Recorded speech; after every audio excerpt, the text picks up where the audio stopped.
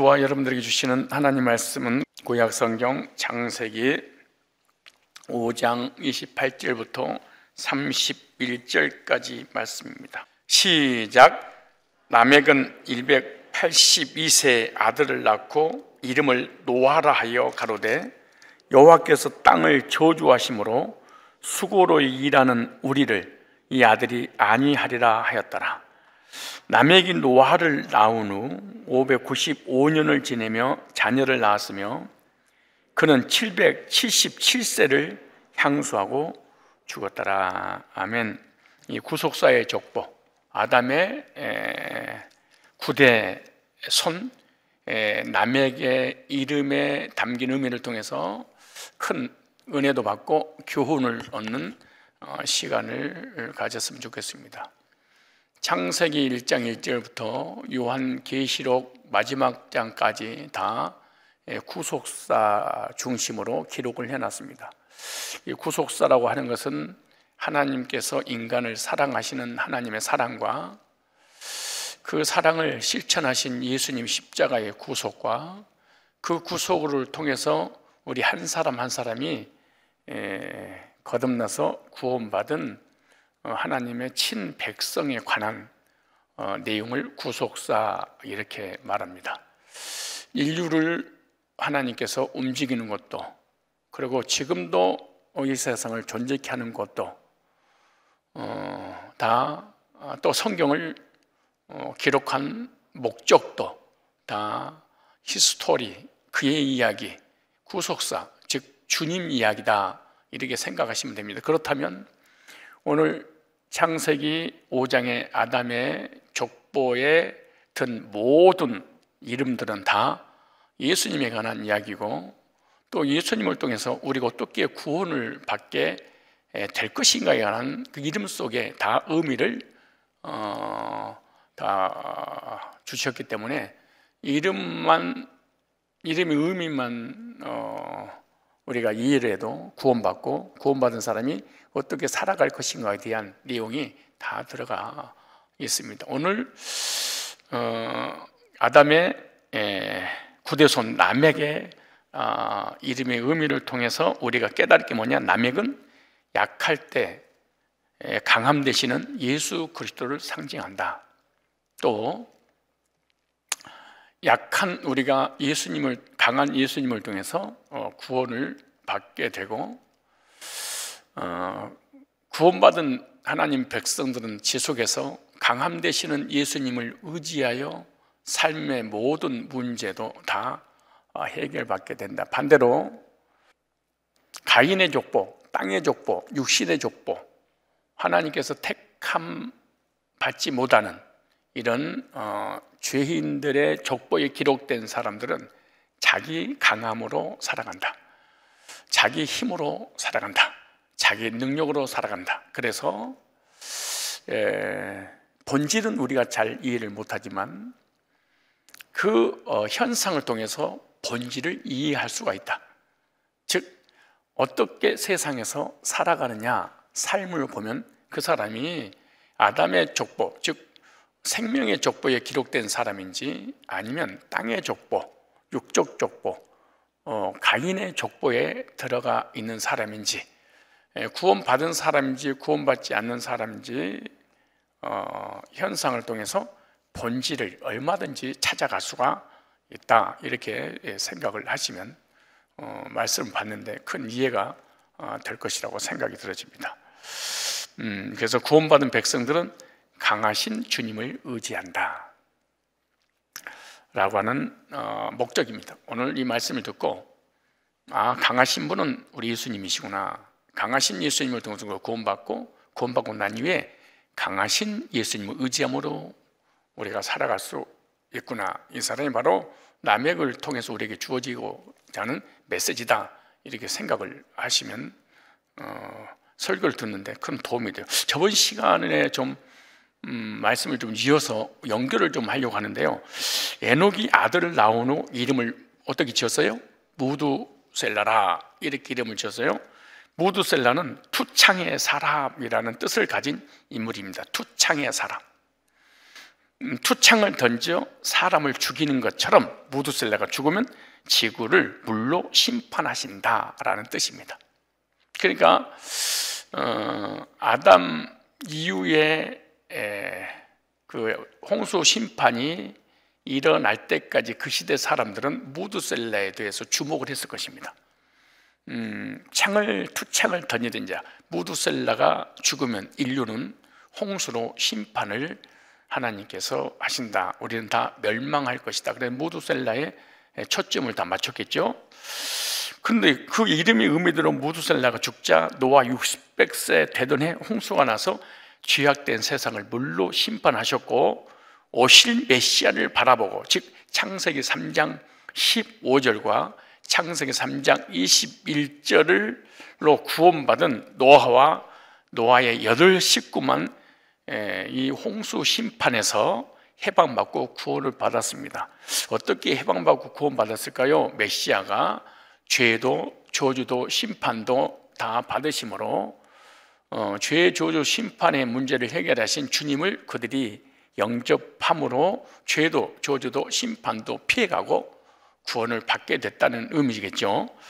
그래서 하나님께서 말씀하신 대로 심판은 정확하게 이루어졌는데, 에녹의 나이 65세 때 무두셀라를 낳고, 무두셀라는 라멕을 낳은 나이가 187세고 라멕이 노아를 낳은 나이가 182세였어요. 그래서 창세기 5장 18절에 라멕은 812세의 아들을 낳고 그랬어요. 창세기 7장 6절에 홍수가 땅에 있을 때 노아가 600세라 그랬어요. 이것을 더하니까 969가 됐습니다. 969세 때 바로 무두셀라가 죽게 됩니다.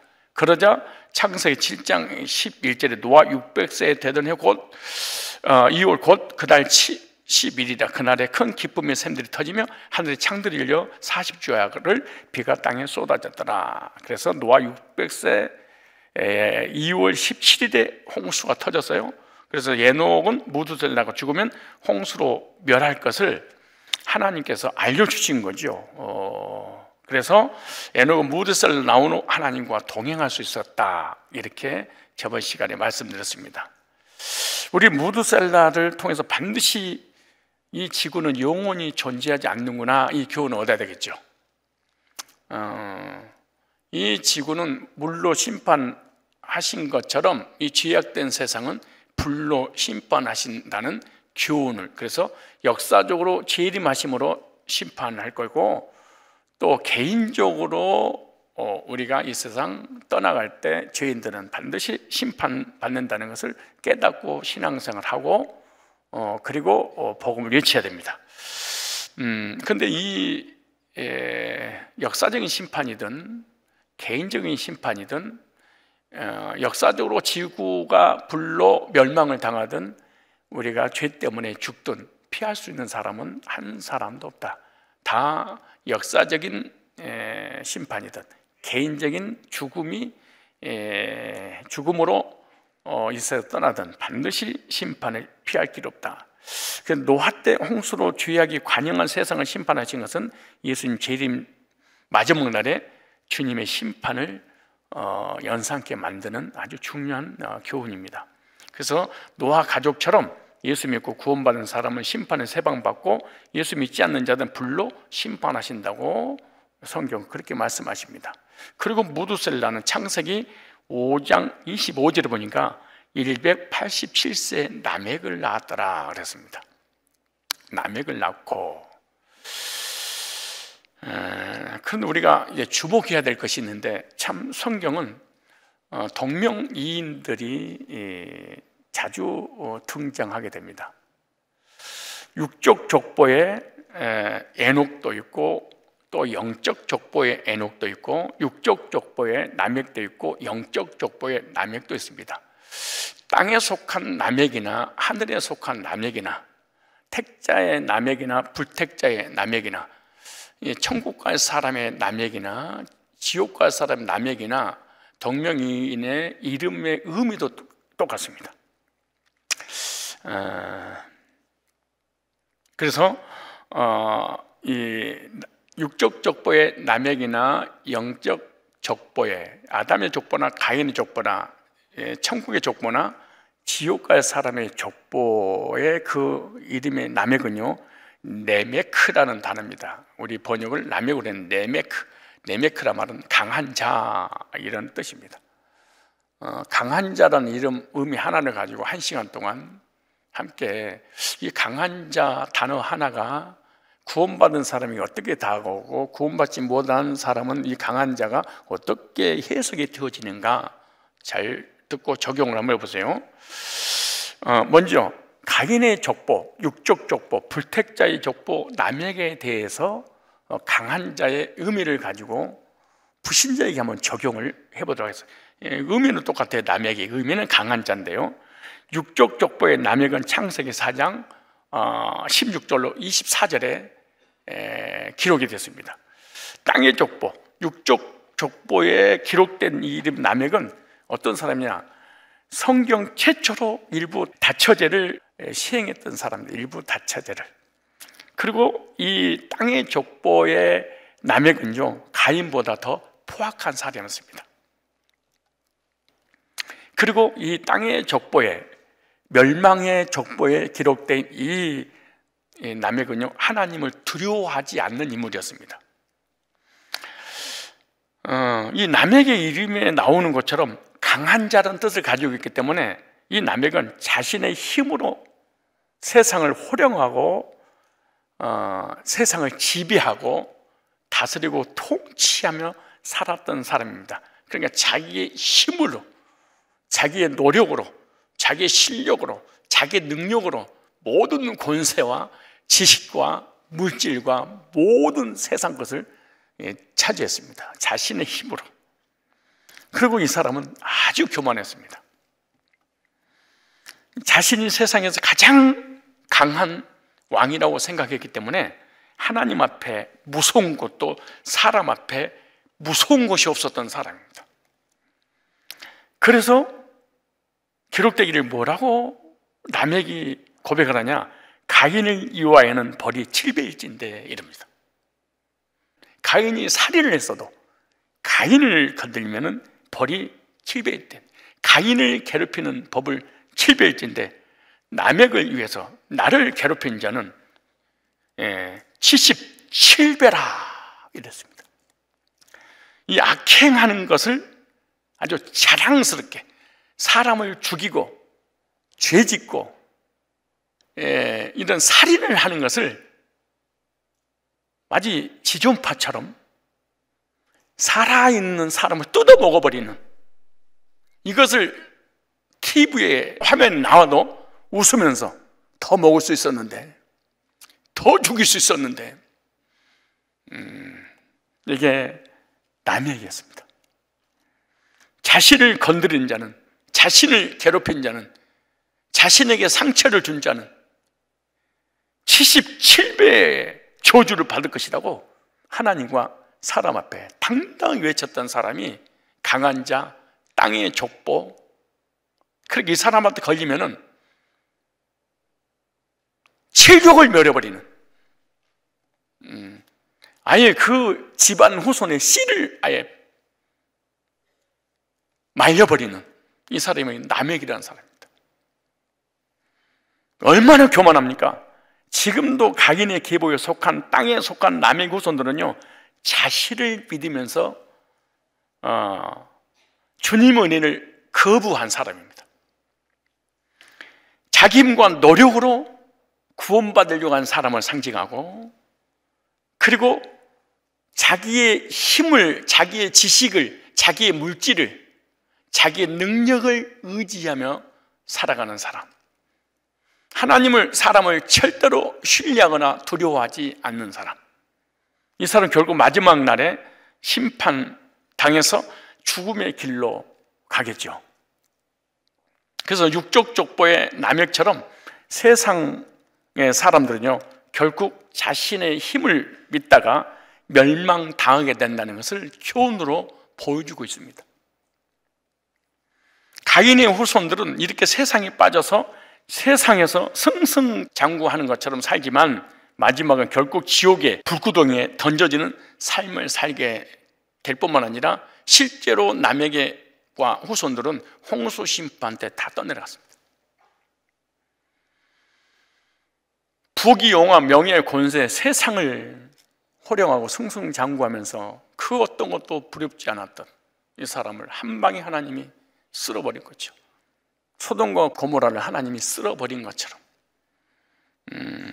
지구의 모든 인간들의 삶은요, 죄악의 역사를 남에게 그 강한 자의 삶을 통해서 보여주고 있는 거예요.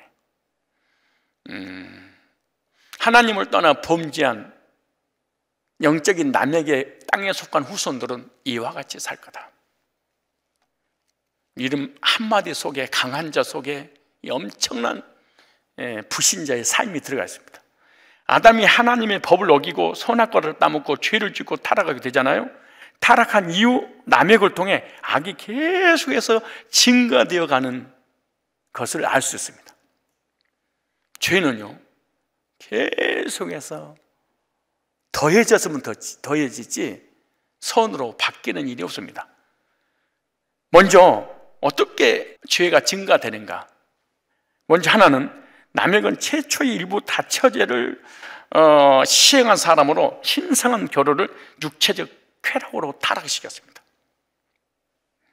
창세기 4장 19절에 남획이 두 아내를 맞이하였으니 이렇게 말합니다.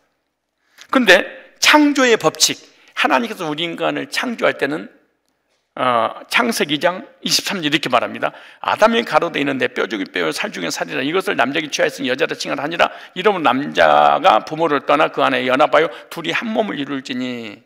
일부 일처제 이렇게 했는데 이 사람은 이걸 깨가지고, 왜? 가인의 족보니까, 땅의 족보니까, 세상의 족보니까, 세상이 전부기 때문에 이것을 깨서 일부 다처제를 최초에 만들었던 사람이 남획이라는 강하기 때문에 이런 일을 할 수 있는 거죠.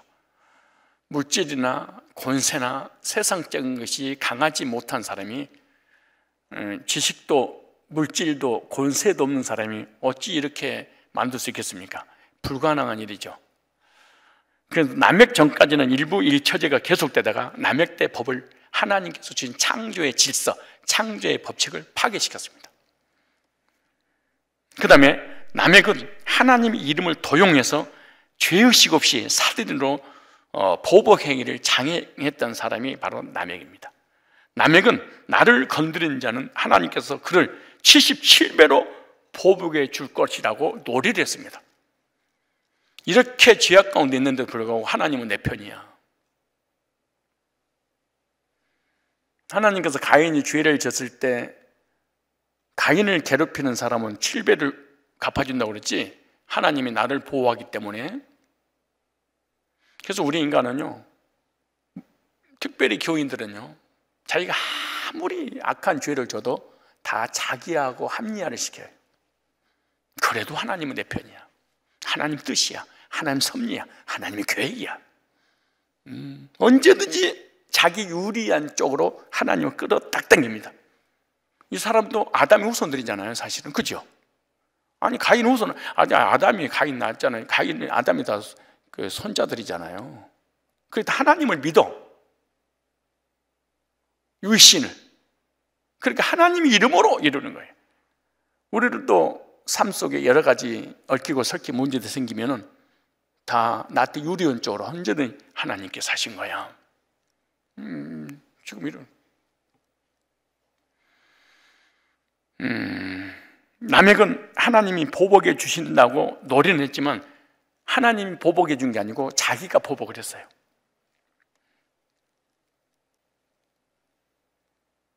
나를 건드리는 사람은 하나님 가만둘 것 같아? 그렇게 소리 지르는 거 지가 가서 물고 뜯고 씻고 지가 해가서 누가 갚아준다 해놓고, 그럼 하나님이 갚아준다면 기다려야지. 그러겠죠. 하나님 갚아준다는 기다려야지. 근데 남에게 후손은 나를 건들면 하나님 가만 안 놔도, 그리고 자기가 찾아가서 물질 아니면은 실시비비 이거 전부 다 자기가 찾아서 해결해. 하나님은 들러리에 불과하지 사실은. 우리가 남에게 신앙을 이어받고 하나님 백성이라고 착각하고 살아가고 있는지 한번 말씀을 통해서 말씀을 통해 교훈을 한번 받아봐야 됩니다. 얼마든지 우리는 실수가 있어. 남에게 살인 노래 속에는요, 전지전능하신 하나님의 이름을 도용하여 공개적으로 그 누구를 막론하고 무지한적으로 보복과 살인극을 벌이겠다는 의미가 담겨져 있습니다. 이게 육적 족보에 속한 남에게입니다. 불신자는 반드시 보복하는 삶을 삽니다. 모든 영화, 대본이요, 보복의 역사입니다. 정치, 경제, 사회, 우리의 인간의 삶에 거의 보복입니다. 나는 보복 안 하는데요, 힘이 없잖아. 그래서 참아야 한다기에 눈물로 보냅니다. 교인의 일생. 내가 장로야? 내가 권사야? 힘있게. 근데 보복하고 싶은, 이거 끌어올리는데 힘이 없어. 나가든가 버티든가 우울증 걸리든가. 그 속은 있어. 근데 주님이 해결하십시오. 주님 맡깁니다. 이렇게 하는 거 진짜 믿음이잖아요. 근데 그렇게 못해. 어떻게 보면 아냐? 마음속에 상처가 안 사라진 거 보면 알아. 이 말씀을 들어보니까 약간 좀 무거운 느낌이 들죠. 약간 춥기도 하고, 가만있어 보니까 꼭 내가 육적 족보의 남일 같네.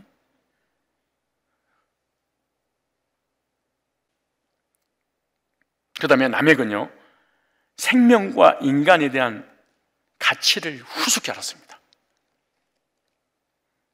구원받지 못한 불신자나 독재나 이런 것은요, 사람의 생명을 파리 목숨보다 더, 하나님을 의식하거나 사람을 절대로 의식하지 않습니다. 이들은 오직 마유입니다. 이 사람은 아주 작은 상처에도 자기 분노를 이기지 못하고 여러 사람 앞에서 자기 힘과 권력을 과시하면서 어린 소년들을 무참히 살해를 했습니다. 이는 하나님의 형상으로 존중되어야 할 생명을 가치 없는 것으로 여겨버린 거예요. 파리 목숨처럼. 4장 23절에 이렇게 말합니다. 남에게 아내들에게 이르되 아다와 실라여 내 소리를 들어라. 남에게 아내들이여 내 말을 들어라. 나의 창상을 인하여 내가 사람을 죽였고, 보세요, 나의 상함을 인하여 소년을 죽였더라. 조금만 상처받으면 권세례가 죽여버려.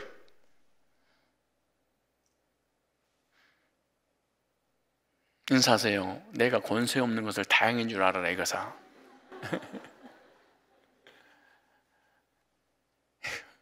막 부글부글 끓지요.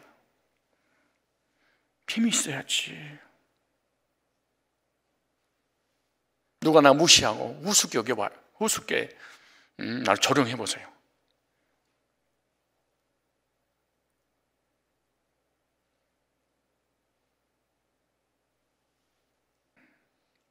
보세요. 야, 그런데 이걸 자랑하는 거 보십시오. 남에게 아내들이여 내 말을 들으라. 나의 창상을 인하여 내가 사람을 죽고 나의 상함을 인하여 손을, 누가 나 상처를 주고 말 한마디만 나 실수하면 나는 가만 안 놔둬. 우리는 나가든가 방콕 가든가 잠수 타든가 다른 교로 가든가 못 버티면 작은 상처에도 못 견뎠어. 이게 남의 얘기야. 근데 힘이 있잖아. 왕이잖아. 싹 쓸어버리는 거예요. 남에건 투쟁과 살육을 배경으로 한 문명들을 그 자녀에게 그대로 전수를 줍니다. 그 다음 또 하나, 가인의 후손들은 인본주의 세력을 확장시키기 위해서 문명을 발달시켰고, 세대가 거듭될수록 더욱더 하나님을 대적하는 문화와 문명을 만들어냅니다. 이것이 가인의 후손, 땅의 족보, 불신자, 지옥 갈 사람들의 족보에 든 사람들은 문화와 문명을 구체적으로 발달을 시킵니다. 그리고 그걸 다 전수해 주며 삽니다. 이걸 정리할까요? 아담의 죄는요, 하나님의 말씀인 하나님의 법칙에 대한 창세기 2장 17절을 믿지 않고 불순종한 죄입니다. 그런데 가인의 죄는 말씀을 거부한 후 살인으로 표출했습니다. 아담은 말씀을 거역하고 끝나는 것이 아니라 그 아들은 어떻게 했어요? 행동에 옮겼어요. 남에게 죄는 살인을 보편화를 시켰습니다. 합법화를 시켰습니다. 복수심에 극대화를 시켰습니다. 죄가 점점 구조적으로 증대되고 살인하는 피해 복수로 세계는 온통 죄악으로 물들어 버렸습니다. 말씀을 불순종하고 말씀 구체적으로 행동에 옮겼어. 그 행동 옮김을 보편화를 사회화를 시켜버렸습니다.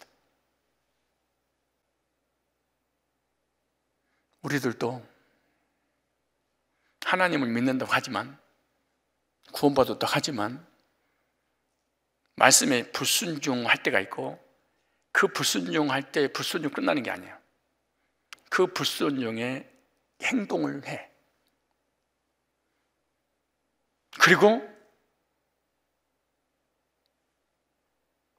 주변 사람에게 그 말씀을 거역할 수밖에 없는 그 보편화를 시켜서 더 악한 열매들을 거두게 만듭니다. 남획은요, 하나님을 믿지 않고 자신을 믿는 인본주의의 대명사였습니다. 하지만 이 남획의 힘과 이 능력과 이 교만과 이 권세는요, 결국 홍수 심판 때 끝났습니다. 하나님을 기다리고 있다가 참다가 남에게 그 권세 밑에서 남에게 본받아서 남에게 신앙을 전수받았던 사람들 역시 그때 다 떠내려갔습니다. 인류의 비극은 이처럼 인간의 힘을 과시하는 교만한 마음에서 비롯된다. 교회도 교만하면, 교회들이,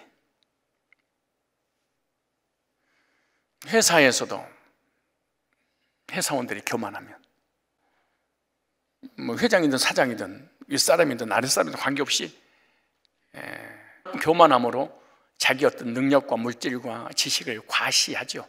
그러나 반드시 하나님은요, 개인적인 심판뿐 아니라 인류의 심판뿐 아니라 살아가는 삶 속에 하나님 심판해버립니다. 악인들이 지구상에서 성공한 적이 없었고 성공했다 할지라도 반드시 실패했습니다. 하나님 없는 악인들은 절대로 성공이 지속되지 않습니다. 뿐만 아니라 남획은요, 하나님을 두려워할 줄 모르는 사람이었습니다. 아니, 하나님을 믿는데 두려워하지 않습니다. 왜 믿었죠? 아담의 후손이니까. 죄를 지어도 두려워할 줄 모르고 자신만만했죠. 이런 자들은 절대로 예수 그리스도의 의를 믿지 않고 예수 그리스도를 전해도 거부했죠. 창세기 3장 15절이나 20절을 아무리 그 온죄와 자범죄와 저주와 사망의 문제 해결한다고 조상 대대로 신앙의 전수를 해줘도 이 가인의 혈통에 이어진 이 계보는요, 복음을 안 받아들인다는 게 특징이에요. 교만한 사람의 특징이 뭔지 아십니까? 복음을 안 받아들여. 그리고 주님을 의지하기보다도 세상을 의지하고, 주님을 의지하기보다도 주님의 이름을 얘기하지 자신을 의지하는. 뿐만 아닙니다. 가인의 후손인 남획은요, 자신의 힘을 의지하고 세상의 재물과 능력을 의지하는 사람을 의미합니다. 세상의 재력과 권세를 의지하는 자들은 결국 하나님께서 빼앗아 가버리면 다 사라지게 되는 거예요. 부자들 그러잖아요. 오늘 너무 농사가 잘 돼서 창고를 넓혀서 어디다 재물을 쌓고 이럴 때 어리석은 자의 오늘 밤 네 생명을 거둬가면 그 재물이 무슨 필요가 있겠냐.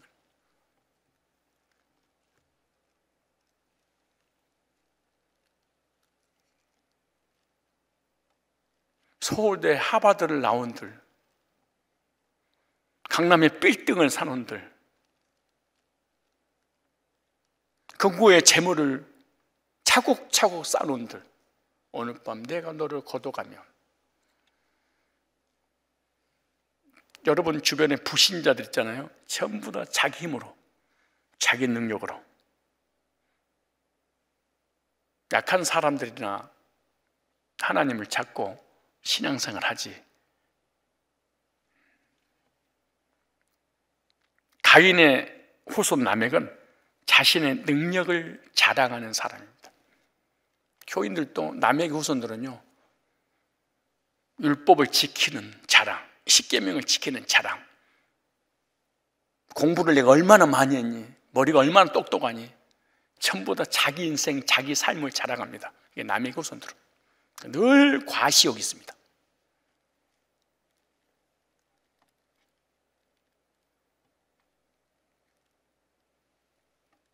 자기 마음에 안 들면 하루아침에 모든 관계를 잘라버립니다. 이게 라멕의 후손들입니다. 힘이 있으니까 죽여버립니다. 라멕의 후손들. 하나님을 의식하지 않습니다. 사람을 의식하지 않습니다. 자기만 믿습니다.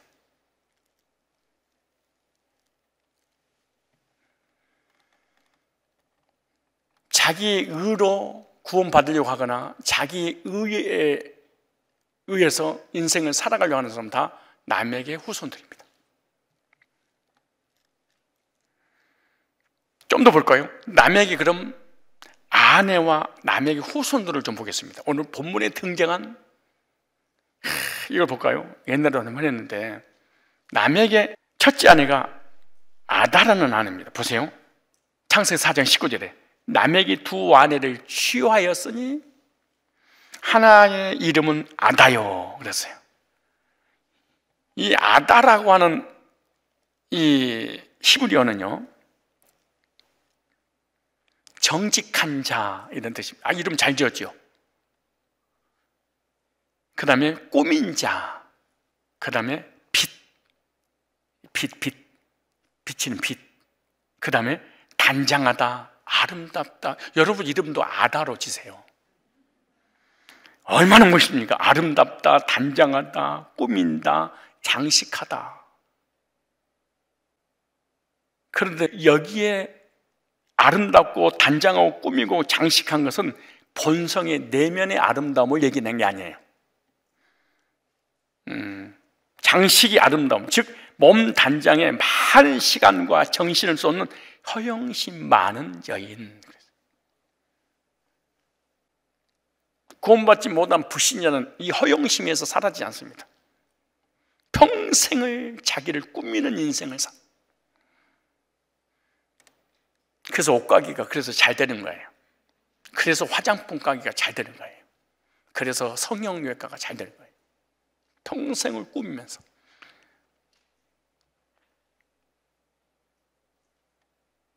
그러니까 평생을 허영심에 사로잡혀 살아가.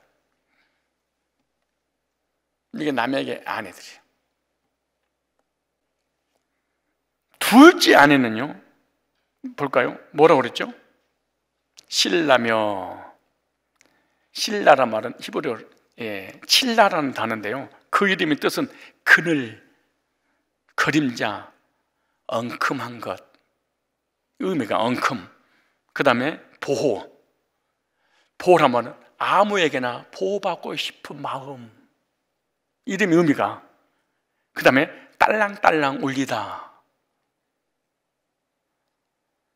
이 말은 이성을 향한 달콤한 음성, 오빠 막 이런 거예요.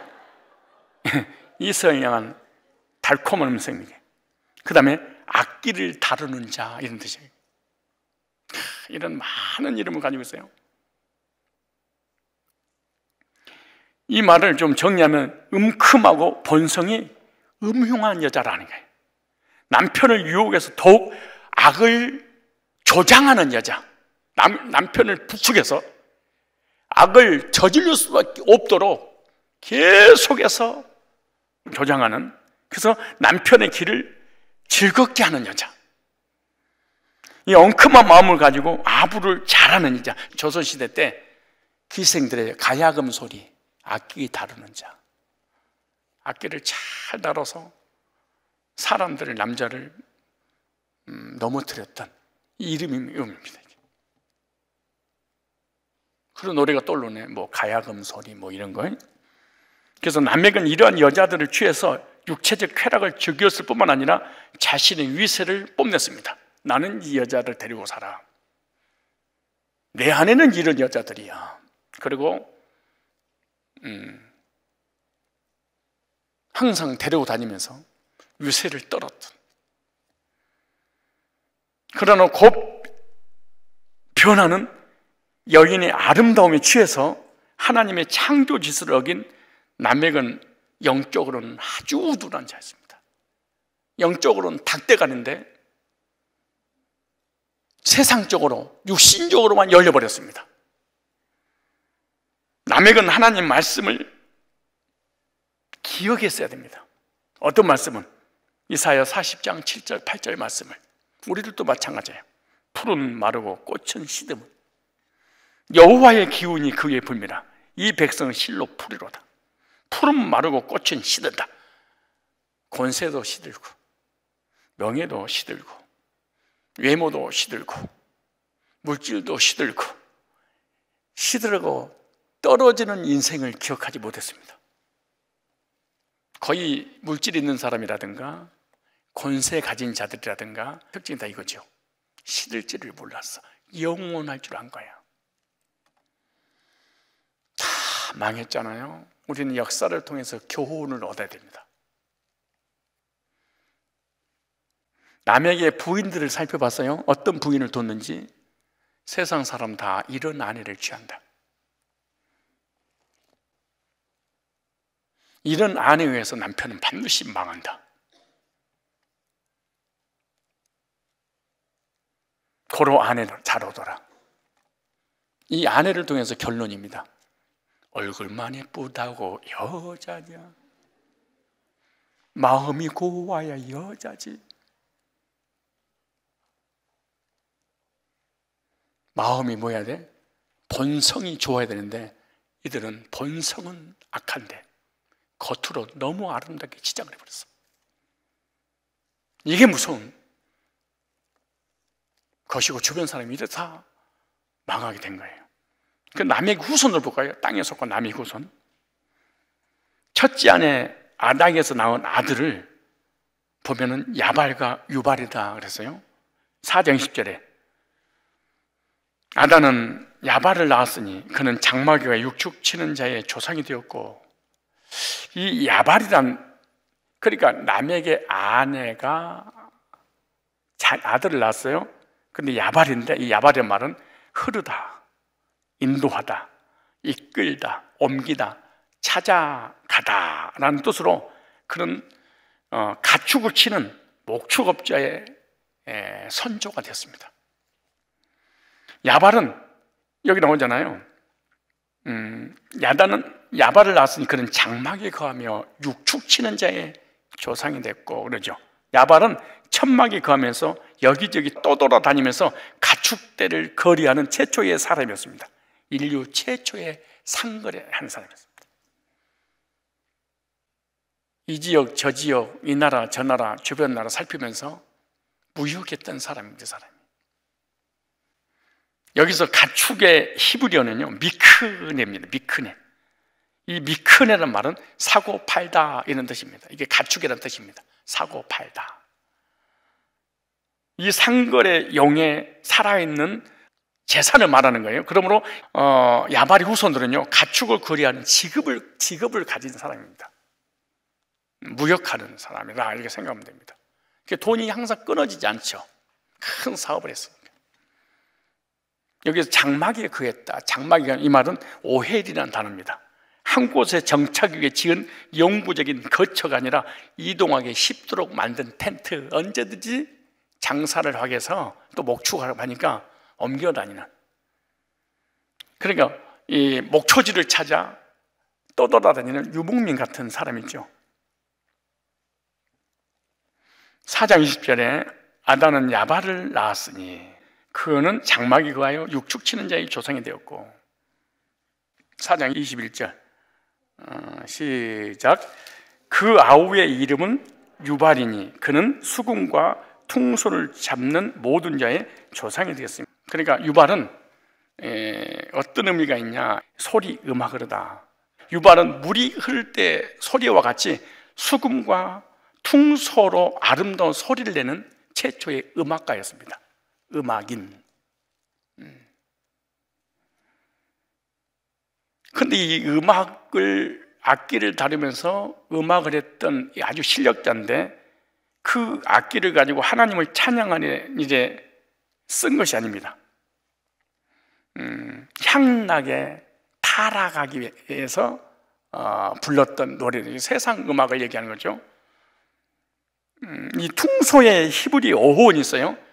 이 관능적인 어원이 사랑에 빠지다라는 동사 아가보에서 유래했는데 우가부를 하는 데서 유추할 수 있는데, 이렇게 유발이 음악은요 하나님을 찬양하는 음악이 아니고 전적으로 육체적인 쾌락과 향락을 위해서 악기를 다뤘던 사람입니다. 4장 22절을 보겠습니다. 그러니까 무역, 목축업, 물물교환 이런 곳으로 세상적으로 발달을 시켰어요. 또 하나는 음악을 가지고 최초의 시작을 해서 세계에 수출했던 사람이 바로 그 라멕의 자녀에게서 나오는 거예요. 4장 22절에 그래서 보세요.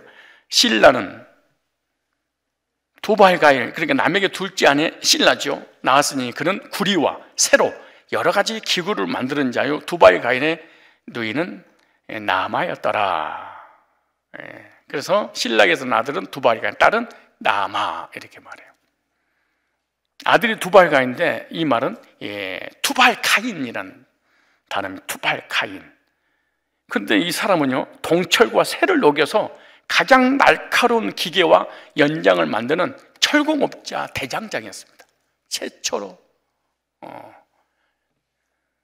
조선소를 운영했던 사람이에요. 이 조선소가 여기서 나온 거예요.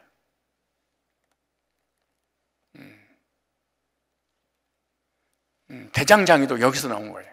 그래서 새하고 연결되는 것은 최초의 출발지다. 이 두발가인은 두발과 가인의 합성어로 두발은 넘쳐 흐르다, 번식하다, 달리다는 뜻으로 아람어 어근에서 파생된 단어입니다. 아람어에서 나온 건데요, 그것이 가인과 함께 쓰여 가인 계통 후손들의 번영을 소원하여 이름한 것임을 의미하는데, 이 가인이 붙은 것은요, 이 가인이 붙은 것은 가인의 계통으로 흐르는 죄성이 누구보다도 두발 가인 때 가장 탁월하게 나타났다. 가인의 죄성이. 그래서 카인이라고, 두발 가인 그런 거죠. 폭발적으로 역사를 했습니다. 그러니까 이 두발 가인은 철 연장이나 철 기구를 날카롭게 재련하였는데, 그 기구들은 건전한 농기구, 평화를 위하는 데 쓰지 않고 이 아버지 라멕의 살인 도구를 사용하는 데 만들었습니다. 전쟁 무기로. 아버지가 교육시켜서 어떤 사람은 목축업, 무역을 하게 하거나, 어떤 사람은 음악을 하게 하거나, 또 어떤 자녀들에게는 전쟁 무기, 사람을 죽이는 칼을 만들거나 활을 만드는 거나 전쟁 무기로 사용을 했어요. 어쩌면 불신자들이 자녀를 교육시킬 때 꼭 이렇게 흘러나가죠.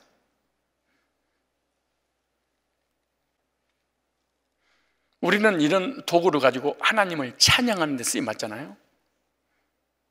그들은 세상을 찬양하고 사단을 찬양하고 사람을 죽이는 일에 쓰임 받으려고 이런 것을 만들기 시작했어요.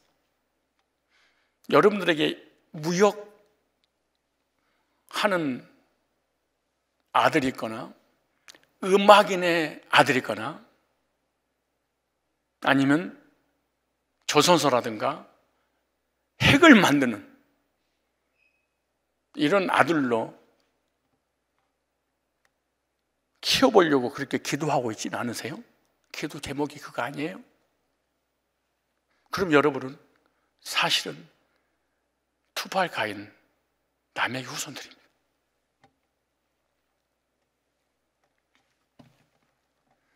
여러분, 하나님 백성이 아니에요. 모양은, 무늬는 하나님 백성 맞아요. 본성은 남의 후손들이기 때문에 그런 거예요. 목사님, 그럼 지금부터 다 가르치지 마세요? 다 때려쳐요, 이거? 치우세요. 이걸 가지고 어디다 쓰임 받느냐, 이것이 중요하잖아요. 그런데 이쪽으로 계속해서 아이들을 남획처럼 훈련을 시키면 걔네들 주님 떠나버립니다.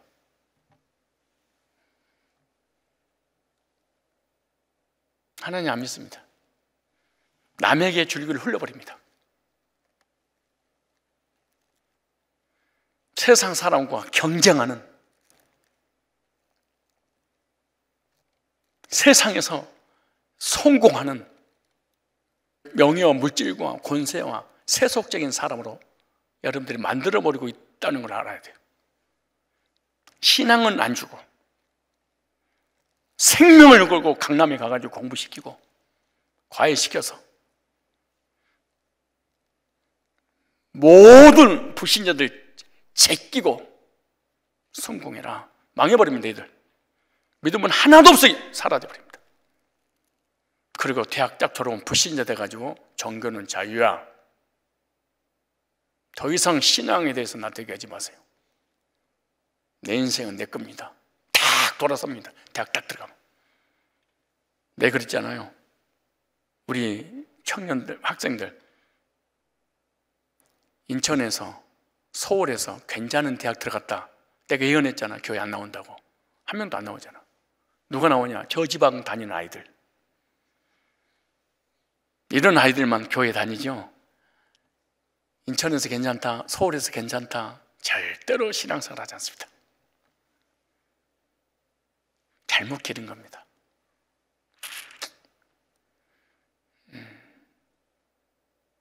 이 남에게 후손으로, 가인의 후손으로 기른 결과입니다. 무서운 겁니다. 이게 최초의 육적 족보, 가인의 족보, 세상에 속한 족보, 지옥과의 족보의 이름의 의미를 통해서 세상의 문화, 문명의 근원지가 되었습니다. 그 영향을 받아서 우리는 생명을 걸고 아기들을 남에게 후손 만들기 위해서 오늘도 불철주야 노력합니다. 아니라고요? 딸을 볼까요? 나아마, 남에게 둘째 아내 신라의 딸 창세기 4장 22절에 두발가의 누이 동생이잖아요. 그의 뜻은 유쾌하다, 달콤하다, 즐겁다, 유난히 아름답다 해서 유대가 됐어요. 이 나아만은요, 아름답게 꾸며 달콤한 말로 사람을 즐겁게 해주므로 성적 유혹을 일으키는 여자다, 그렇게 말해요. 창세기장에 하나님 여자를 만드신 후 돕는 배필로 창조하셨는데 최초의 하와의 이름은 산자음이, 즉 생명이라는 뜻을 지닌 것에 비교될 때 나아만은요, 경건과 거리감은 세속화된 당시의 상황을 반영해 주고 있는 거예요.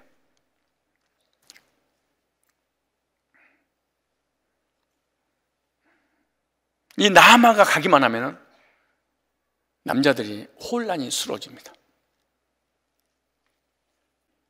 남자를 유쾌하게 해주는 사람입니다. 남자를 달콤하게 해주는 사람입니다. 남자를 유난히 다른 사람에 비해서 즐겁게 해준다, 이 나아마란다는 겁니다. 땅에 속한, 지옥에 속한, 세상에 속한 족보의 그 이름들처럼 살았고, 우리는 이런 이름은 아니어도 나도 모르는 사이에 이런 사람들을 찾습니다. 배우자를.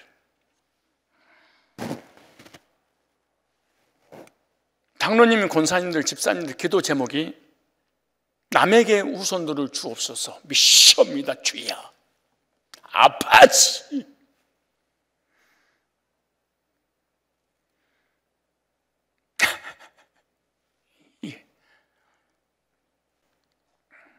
오늘 다시 창세기 4장 23절로 24절에 남에게 아내들에게 이르되 아다와 실라여 내 소리를 들으라. 남에게 아내들이여 내 말을 들으라.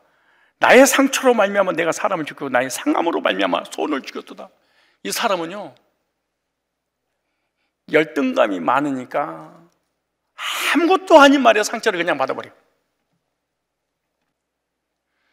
너무 쉽게 이 사람의 이성이 무너져 버려요. 그러니까 즉흥적으로, 아주 감정적으로, 이성적으로 살아야 되는데, 우리는 영적으로 살잖아요. 영적으로, 이성적으로 사는데 이 사람은 감정적으로 살아요. 이성이 마비가 돼버리는, 이성이 통제할 수 없는. 최초 이런 문화와 문명을, 예술의 세계를 발달을 시켰던 사람이 남에게 후손들 계속 봅니다. 얼마 못 가서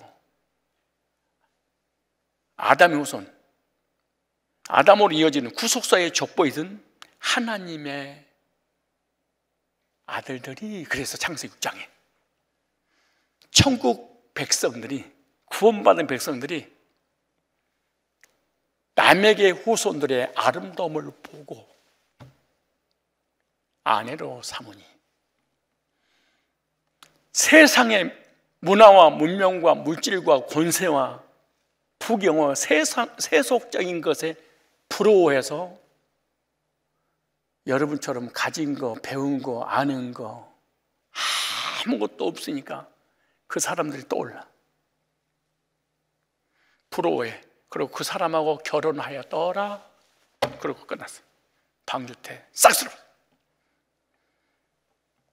이게 영향력 싸움입니다. 반드시 망합니다. 결과는. 복음을 떠난 사람은. 우리 처녀 총각들은 누구하고 결혼하려고 그렇게 몸부림을 치면서 기도하십니까? 우리 장로님들, 권사님들은 어떤 자녀의 며느리 사익감을 삼으려고 눈깔이 뒤집어져서 새벽마다 기도를 하십니까? 남에게 후손을 주옵소서. 그리고 사람 앞에 그렇게 떠벌리고 자랑하십니까? 내 며느리는, 내 아들은, 내 사위는 이런 사람이야. 얼마나 잘난 체하고 교회에서 자랑하십니까? 그렇지 못한 사람은 상대적으로 기죽어 가지고 견딜 수 없는 주눅이 들어서 상처를 받고 도망가 버리고 싶을 정도로. 창세기 6장에서 섞였다. 그 영향력에 기독교인들이 이길 수 없었다. 그 이름의 의미처럼 이 경제적으로 강하지, 물질적으로 강하지, 권세적으로 강하지, 모든 면에서 우리하고는, 왜 우리가 힘들고 괴롭고 상처받고 시험들까요? 모든 사람이 다 새빵살이하면 상처 안 받아요.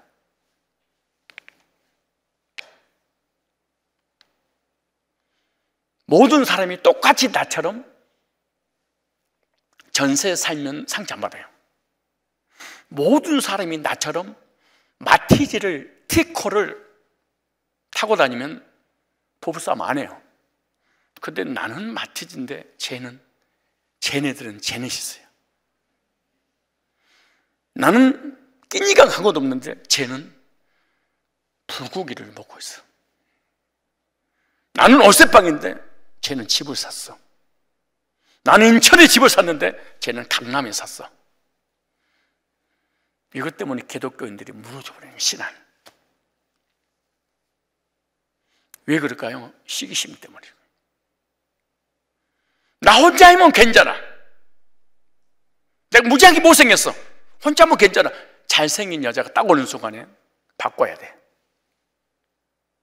하나님 왜 나를 이렇게 낳으셨나요? 전부 다 상대적 비교식을 통한 열등감으로 불신자하고 신자하고 비교해서 불신자 쪽으로 기울여서 창세기 6장에 사단이 난 거예요.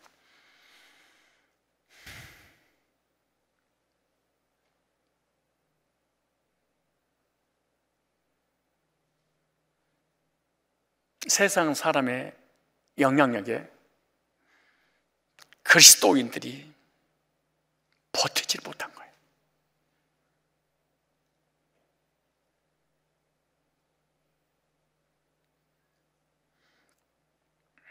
내가 자주 쓰는 말, 내가 나에 대해서 열등하다고 하지 않는 이상 그 누구도 나를 열등하다고 하지 않는다. 열등감은 스스로 만들어내는 것이다. 어떻게? 비교해서. 누구와? 상대와.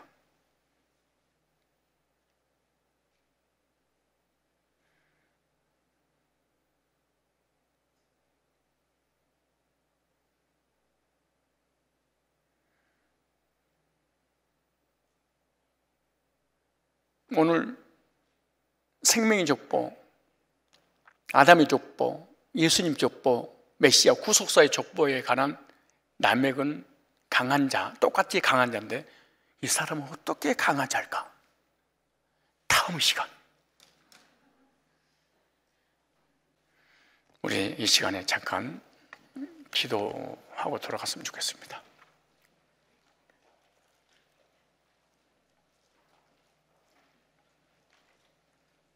하나님을 떠난 순간에 우리는 에덴에서 쫓겨났습니다. 에덴에서 쫓겨났단 말은 하나님과 단절됐다는 거죠. 우리와 함께 에덴이라고는 하나님이 계셨는데 이 우주를 죽어도 살 수 없는 하나님이 떠나버렸어요. 그 순간 하나님 같은 것들을 내 마음속에, 생각 속에, 삶 속에 채우려고 몸부림을 칩니다. 어떤 사람은 명예로, 어떤 사람은 물질로, 어떤 사람은 권세로, 어떤 사람은 지식으로. 그래서 세상 문화와 문명이 발달이 됐습니다. 왜? 인간의 가장 공고한 것을 채울 수 있는 어떤 것들을 제시하기 시작했습니다.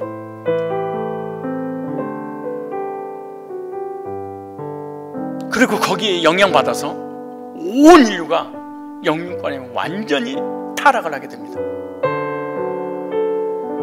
하나님께서 문화와 문명을 발달시키지 않았습니다.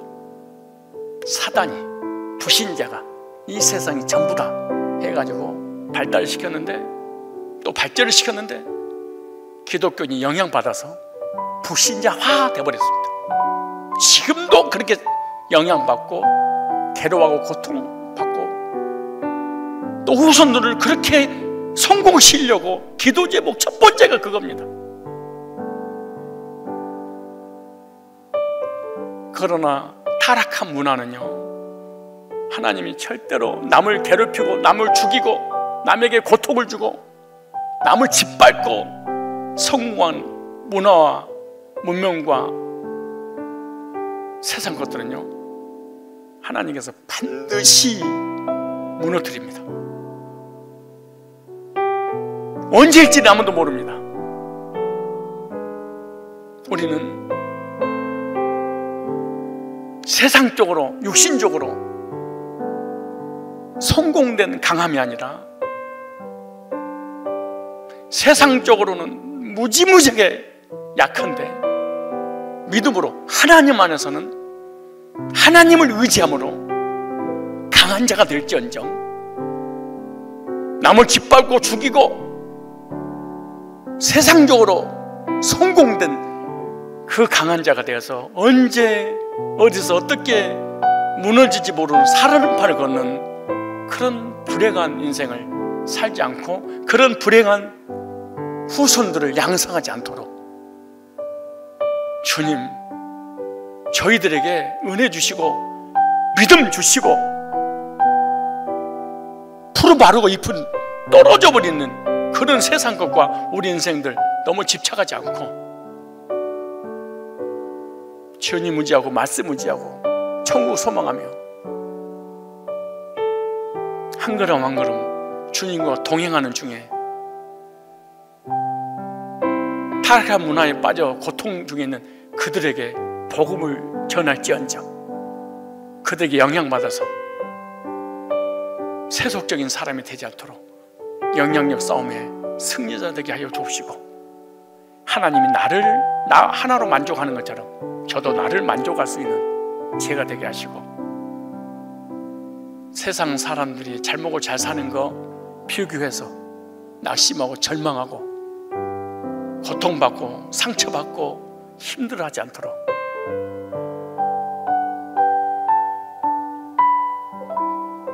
하나님으로 강해지고 하나님으로 자족하고 주어진 삶에 감사하면서